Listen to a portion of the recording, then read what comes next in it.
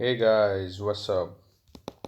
So today we will discuss the part 5th of our banking sector, and in this video we will discuss about the Basel norms and capital adequacy ratio.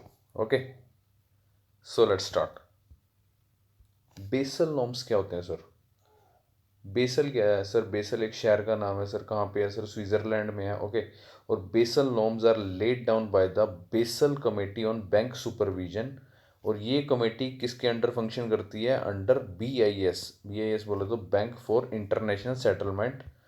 ये रहा sir bank for international settlement. ये आपका है sir basal में, Switzerland में। Okay. It is the central bank of all central banks of which RBI is also member. Okay. तो इसी bank के नीचे ही कमेटी बैठी थी। ओके। जिस कमेटी का नाम था Basel committee on bank supervision, जिसने led that committee laid down the Basel norms. Okay. So Basel norms were initially designed in 1988 and later updated in 2004 and then in 2011. Okay. It prescribed the safe lending norms to the bank. Okay. At present we are at Basel 3 norm stage. अभी हम Basel 3 norm stage पे हैं और आगे बढ़ते हैं इसमें। Now the question is how Basel norms come into picture. Sir ऐसा क्या हुआ कि हमें बेसल नॉर्म्स की जरूरत पड़ेगी? तो हुआ क्या सर, 2007 और 8 में देर इज अ सब प्राइम क्राइसिस इन यूएसए। हुआ क्या दैट यूएस के जो बैंक थे उन्होंने लोन पे जो मनी दी, किनको दी? Subprime borrowers. Subprime borrowers जिनकी क्रेडिट हिस्ट्री है जो, वो क्या है सर? वो है पुअर। ओके। यानी people without capacity to repay the loan. Subprime borrowers को लोन दे दिया तो जाहिर सी बात है सर, वो कहाँ जाएंगे सर? बैंकों का तो दिवाला निकलना ही है यूएस में। ठीक है। और यूएस आपको पता है सर वर्ल्ड लार्जेस्ट इकॉनमी है। तो जब इतने बड़े देश की इकॉनमी पे असर पड़ेगा तो जाहिर सी बात है इसके आसपास जो इनसे ट्रेडिंग करते हैं उन पर भी असर पड़ेगा। ठीक है sir. The resultant housing bubble एक बुलबुला बन गया सर क्राइसिस का, एंड इट्स कलेप्स, और ये फट गया। Which led to the economic downturn, जिससे इकोनॉमी में उथल पुथल होगी थ्रू आउट द वर्ल्ड, पूरी दुनिया में। So to prevent such crisis in future, future में इस तरह का क्राइसिस ना हो, there is need to there is need for common banking regulation. Okay. Across globe, and Basel norms का एम क्या है? To achieve this.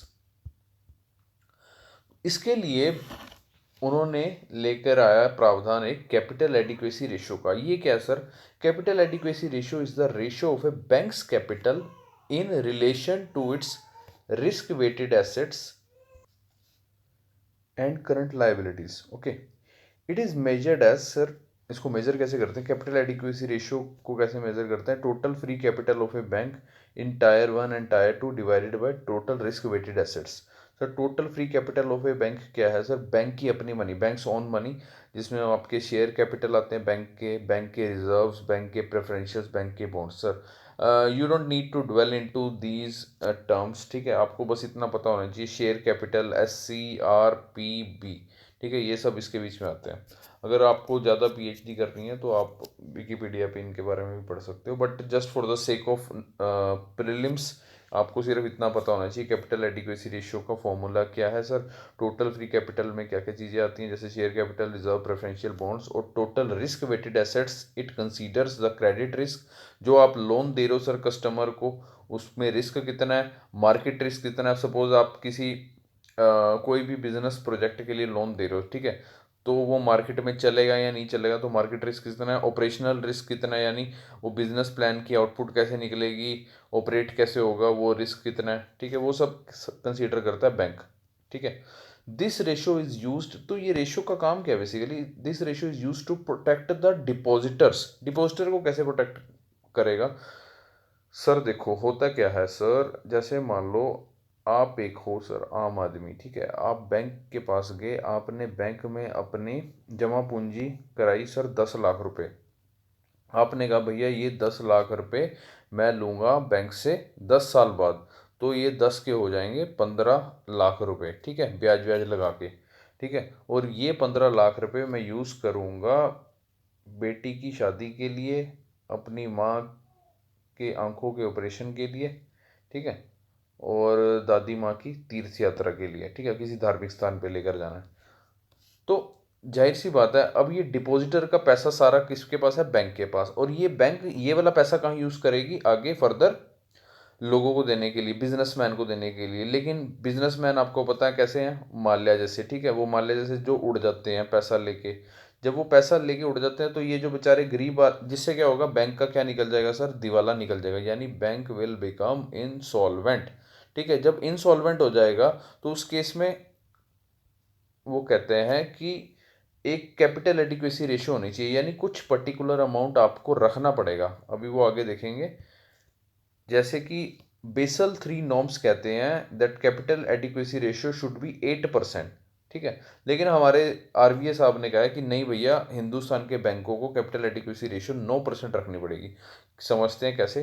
जैसे सपोज मान लो बैंक ने लोन के लिए अमाउंट उसके पास पड़ा हुआ है 100 करोड़ रुपए, ठीक है, CAR SLR वगैरह निकाल के उसके पास 100 करोड़ रुपए पड़ा हुआ है लोन देने के लिए। And bank have to maintain 9% CAR, that is bank का टोटल कैपिटल एडिक्वेसी कितनी होनी चाहिए? 9 करोड़ रुपए, यानी 9 करोड़ रुपए अलग से CAR में रख दे वो, जो कि 2 टायर में रखेगा, यानी 2 बारी में रखेगा। पहली बारी में 7 करोड़, दूसरी बारी में 2 करोड़। यानी निचोड़ के है इस बात का, if bank want to loan 100 crore money of risk weighted assets, then it ought to have 9 crore as total capital adequacy. Okay, risk weighted assets adequacy ratio किस लिए यूज होती है बेसिकली? रिस्क वेटेड एसेट्स किस लिए use होते हैं बेसिकली? Use to determine minimum amount of capital that must be held by banks and other institutions to reduce the risk of insolvency. ताकि कल को आपका दिवाला ना निकले तो कुछ पर्टिकुलर अमाउंट आपको अलग से रखना पड़ेगा, ठीक है। और अभी आपको पता ही होगा जैसे कि कोरोना वायरस का सीज़न चल रहा है, तो इस वजह से आरबीआई ने इसको फर्दर और ज़्यादा डिले कर दिया। इसकी डेडलाइन अब 1 जनवरी 2023 कर दी है, पहले नवंबर 2019 थी। ओके, तो इससे पहले वाली स्लाइड में हम ये पढ़ रहे थे लास्ट में that this ratio is use to protect the depositor and promote the stability and efficiency of a financial system around the world. Okay, लेकिन इसका क्रिटिसिज्म है सर, इसके कॉन्स हैं वो ये हैं, लोग कहते हैं that RBI already has sufficient backup mechanism to prevent banking crisis in India, जैसे कि CRR SLR repo reverse repo etcetera. तो ये सब चीज़ों की क्या ज़रूरत है? बात भी ठीक है। दूसरी चीज़ ये है sir, one shoe does not fit for all, एक जूता सभी के पैर में नहीं आता। ठीक है, किसी का पैर बड़ा होता है, किसी का छोटा होता है। इसका मतलब ये है कि just because American banks were so imprudent, imprudent मतलब होता है सर ढीठ। अगर मतलब कि उनको अकल नहीं है, अगर अमेरिका के बैंकों को इन देयर फंक्शनिंग, देख लो सर क्रिटिसिज्म की भी हाइट देख लो, अमेरिका के बैंक को ढीठ बोल रहे हैं, in their functioning and ran into trouble does not mean we the Indian bank need to be so over cautious. हम ओवर कोशियस हो जाए and keep so much money aside for safety, और इतनी सारी और safety में रख दे। आधे से ज़्यादा तो मनी पहले ही यहाँ पे चली गई है CRR SLR repo reverse repo में, ठीक है। उसके बाद बाकी जो बची कुची है वो कैपिटल एडिक्वेसी रेशियो में घुसा दो, ठीक है। तो इससे क्या होगा? वो कह रहे हैं कि ये जो मनी यहाँ घुसाने के बजाय इसको it could be given to the needy customer and businessman, है ना। तो इसलिए अभी फिलहाल आपको पहले भी बताया मैंने दैट डेडलाइन को एक्सटेंड कर दिया गया है, इसकी अभी तक इम्प्लीमेंट नहीं हुआ, बेसिकली 1 जनवरी 2023 में अब चली गई है। ओके, अच्छा एक प्रीलिम्स का फैक्ट है, ये ध्यान रख लो that section 7 of the RBI act 1934 it empowers the government to issue directions to the RBI governor. वो आरबीआई गवर्नर को डायरेक्शन इशू कर सकती है। ये बेसिकली जेटली साहब ने मना किया था, खैर जेटली साहब अब नहीं रहे, तो उन्होंने मना किया था कि भैया बेसल नॉर्म्स को नहीं अप्लाई करना चाहिए इंडिया में। ओके, प्रोज क्या है सर, फायदे क्या हैं बेसल नॉर्म्स के? फायदे सर ये हैं sir, it improve the banking sector ability to absorb ups and down, अगर कुछ भी उतार चढ़ाव रहेंगे उसको एब्जॉर्ब कर लेगा, which were arising from financial and economic instability, and it also improve risk management ability and governance of banking sector. Okay, the last one is strengthen the bank's transparency and disclosure। जैसे कि आपको पता होगा sir, recently sir yes bank insolvent हो गया, इसका दिवाला निकल चुका है। देख रहे हो सर भीड़, देख रहे हो जिन लोगों के बेचारों के पैसे थे वो अब बैंक की सिचुएशन में आ गए, बैंक ने सारे पैसे बड़े बड़े बिजनेसमैन को दे दिए, वो सारे पैसे लेके भाग चुके हैं इंडिया से बाहर, ठीक है। तो बैंक की सिचुएशन में आ गए, इंसॉल्वेंट वाली सिचुएशन में दिवाला निकल चुका है। अगर बैंक ने पैसे रखे होते, कैपिटल एडिक्वेसी रेशियो रखी होती, कुछ पैसे रखे होते, तो वो इन बेचारों के उतार देता है ना। तो जैसे कि आप इसकी न्यूज़ में पढ़ सकते हो, that country's largest lender SBI ने on Saturday said that it will invest rupees 2,450 crore in the troubled private sector bank against 245 crore shares. Yes Bank आपको पता ही होगा, प्राइवेट सेक्टर बैंक है, ठीक है। तो एसबीआई ने थोड़ी सी मनी इन्फ्यूज़ की है इसमें, 2450 करोड़ रुपए, ताकि वो थोड़ी सी इंसॉल्वेंसी की सिचुएशन से बाहर है बेसिकली। तो जैसे कि एक करंट एग्जांपल है, 9 मार्च 2020 की खबर है, ठीक है। तो आप इसको भी रिलेट कर सकते हो, इसमें प्रोज में आप डाल सकते हो, इसका एग्जांपल डाल सकते हो, ठीक है, जिससे आपके एग्जाम क्वेश्चन आंसर की वेटेज ज़्यादा होगी। Okay, so that's end up for the today's lecture. Please review, share, subscribe, like, sir, recommend करो. Thank you so much.